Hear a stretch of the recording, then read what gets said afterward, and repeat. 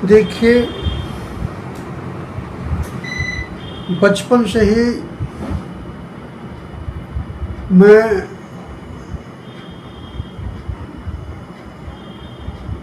माँ के मरने के बाद से मैं दुखी हो गया। तब मेरी माँ का देहांत हुआ और उसी के बाद से मैंने घर छोड़ दिया। तो चूँकि ग्लानि तो मेरी थी कि सब लोग मतलब मुझसे अपना स्वार्थ काम लेते हैं, अपना स्वार्थ सिद्ध करते हैं, लेकिन मेरे जीवन को, मेरे सुख को, दुख को कोई नहीं समझ पाया। तो मेरे मन में था कि भगवान का भजन करूं। साधु ऋषि मुनि जो तपस्या करके परमात्मा को प्राप्त करके शांति प्राप्त करते हैं, वैसे मेरे करने की मन में एक लालसा जागृत हुई। मेरे पास पहनने को एक लंगोटी, एक फटी साफी थी, फुहार कपड़े थे ने उछल दिया। एक दिन पैदल चला, दूसरे दिन भूख लगी तो सोचा कि मैं किसी के यहाँ जाकर रोटी मांग लूँ और भोजन कर लूँ, पेट भूख शांत हो जाएगी। तो मैं किसी के घर की तरफ जाने लगा। एकदम दिमाग में आया कि करे तो भगवान का मंत्र ले लिया है और भगवान का भजन करना चाहता है, लेकिन फिर भी तो रोटी के लिए संसार के पास जाओगे। अगर वो दिमाग खराब है, उसका अहंकारी है, तो कह देगा कि हट्टा कट्टा घूम रहा है, रोटी मांगने में तुम्हें को शर्म नहीं आती है। तो मैंने कहा मेरे भगवान राम का अपमान हो जाएगा, इसलिए मैं नहीं गया, भूखा ही चल दिया पैदल। और चलते चलते चलते चलते चलते चलते दूसरे दिन मैं पन्ना के घनघोर जंगलों में जाके पहुंच गया और सारंगधर आश्रम है, वहाँ पहुँचा। वहाँ पहुँचने के बाद एक जगह है बंदर खो, तो वहाँ पर एक पत्थर था बहुत बड़ा, उससे पानी भरा हुआ था। ऊपर पहाड़ था, नीचे खाई थी, लताएं लपटी हुई थी, बड़ी सुंदर दृश्य लग रहा था। तो वहाँ मैं बैठ गया, मुझे अच्छा लगा। तो रास्ता कोई था नहीं, तो वहीं पर मैं पत्थर वत्थर हटा के बैठ गया।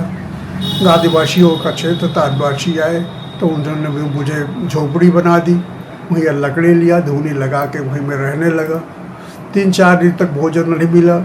मैं फिर क्या बोलते हैं, चरवा, जिसको चिरौंजी कहते हैं, गर्मी का दिन तब फोड़ के खाता, तेंदू का फल खाता, कहीं पत्ते खाता, मैं बेल पत्ती खाता, लेकिन फिर शांत नहीं होती थी। भूख 3-4 रोज के बाद एक आदमी को वैसे आ गया वहाँ पानी के, क्योंकि प्रसिद्ध था। तो उसने देखा गांव में जाकर 3-4 किलोमीटर गांव, तो वहाँ बताया। तो फिर लोग आने लगे, राशन पानी भोजन बना बना के खिलाने लगे। सालों रहा। बहुत जो शांति भी जो वहाँ मिली, चीता, बंदर, सब जंगली जानवर वहाँ चारों तरफ घूमते थे, मुझे बड़ा प्यार करते थे। मुझे नहीं लगा कि हिंसक हैं, वहाँ पानी पीते आते थे। इसलिए काफ़ी वर्षों तक वहाँ मैं जंगल में पड़ा रहा।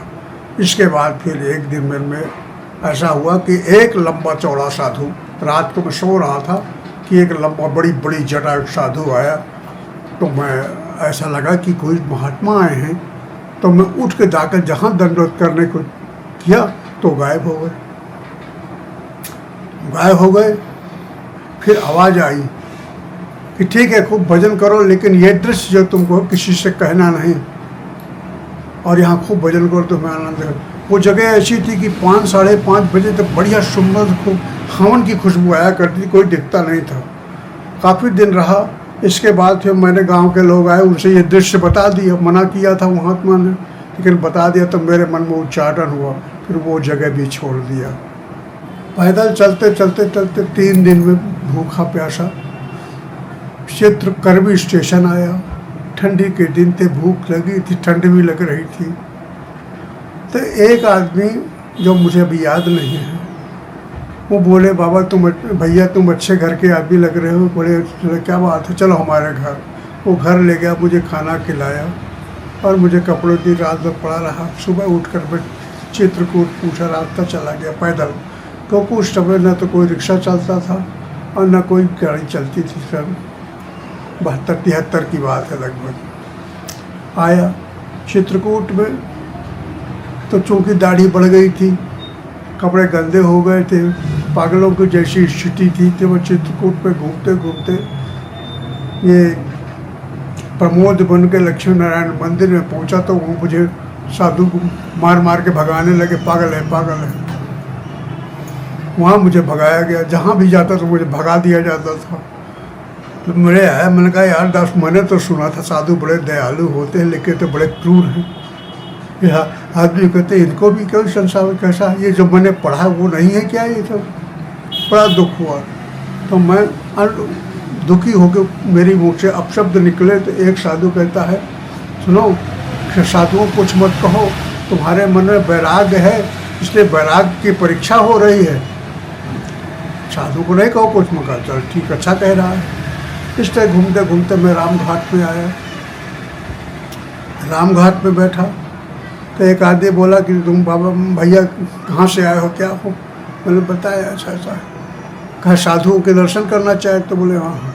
तो मुझे निर्मोही अखाड़े में हमारे जो गुरुदेव हैं थे श्री श्री एक हजारा श्री रामाश्रय दास जी महाराज, वो उनके पास मुझे ले गया। तो सब भगा रहे थे लेकिन उनके पास जब मैं पहुंचा तो मैं ऐसे ही प्रणाम करके बैठना चाहा तो उन्होंने कहा है गली चलाओ गली चलाओ, अपने सेवकों से कहा, वो गलीचा बिछवा के बैठा ली। इसके बाद मैं फिर जो कुछ बोलना चाहा तो बोले मुझे रुक जाओ, मैं सब जानता हूँ, तुमको भूख लगी पहले भोजन करो। तो मैं भोजन के लिए तो मैंने कहा यार कि चित्रकूट पर सब लोग मुझे भगाते हैं, ये संत तो कितना आदर दे रहे हैं, कितना प्यार दे रहे हैं। और भोजन के लिए बैठाया तो खड़े खड़े मुझे घी डाल रहे हैं थाली में, बड़ा प्यार से भोजन कराया। इसके बाद फिर उन्होंने कहा कि बेटा कुछ नहीं, चिंता मत करो, यहीं रहो, ये यहाँ से लेकर नीचे तक जाके घूम के देखो, ये सब तुम्हारा है। मैं रहा वहाँ बहुत दिन तक। मैंने कहा मुझे अपने शरण में ले लीजिए। बोले तुम्हारे रिश्तेदार नातेदार सब कुछ होंगे, अभी और कुछ दिन को जो आएंगे। मैंने कहा मेरा कोई नहीं भगवान के सिवा, आपके मुझे अच्छा आपने जो प्रेम दिया वो मुझे कोई नहीं दिया है आज तक, तो मैं आप ही के शरण में। उन्होंने मंत्र दिया और मंत्र दिया, जब मंत्र दिया तो उन्होंने पूछा मुझसे तुमको मैंने क्या दिया। मैंने कहा कुछ नहीं। बोले कुछ तो दिया। बोले मंत्र दिया। और क्या दिया? हम कहा तिलक दिया। और क्या दिया? कंठी लगा दिया और लंगोटी लगा दिया और नाम बदल दिया। और मैंने कहा और कुछ नहीं। बस बोले आज से तुम्हारा केवल इतना है, इसके अलावा तुम्हारा कुछ नहीं है, तुम सब परमात्मा का है, तुम्हारा कुछ नहीं है। इस तरह से भगवान का स्मरण करो, भजन करो जो मंत्र दिया, और इस आशा मत करो संसार से। मैं उनकी आज्ञा का पालन किया। आज भी वो धारणा मेरे मन में भरी हुई है।